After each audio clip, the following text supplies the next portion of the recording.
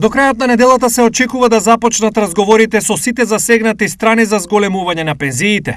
Според вице-премиерот Фатмир Битики ќе се разговараат со сите страни со цел да се изнајде решение кој ќе биде прифатливо за сите. Новиве се координираме за да почнеме диалог со сите чинители кои што се засегнати со пензиите и категоријата на пензионери. Најверојатно при крај на неделата ќе го имаме првиот состанок со сите чинители. Исходот ќе биде како што беше за минималната плата, задоволителен за сите страни вклучени во диалогот. За сега се уште е неизвестно по која методологија и колку пензиите ќе бидат покачени, но за разлика од државата, пензионерите точно знаат колку очекуваат. Пензија од 20.000 не треба да има. Ја мислам испод 16-17 да нема. Минималната да биде 16.000. Многу, 2.000, 3.000 да се покачи.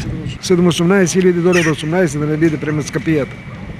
Во склад со пораст на цените, во склад со пораст на платите, некој реципроцитет. До сега пензиите се качуваа ретко и малку, па очекувањата на пензионерите се разбирливи, но клучното прашање е дали фондот има доволно пари за повисоки пензии или за тоа ќе биде потребна интервенција од буџетот. Минатата година, иако година на пандемија, на економска криза, има значително зголемени приходи заради движењето на самата економија и движењето на платите.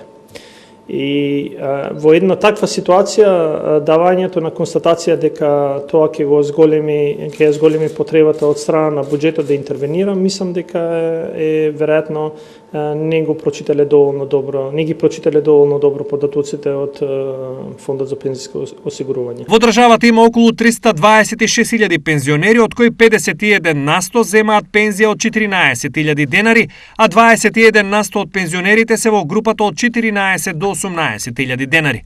Со последното јануарско усогласување на пензиите од 2,9%, 69 пензионери стигнаа до најголемата пензија од 59.674 денари.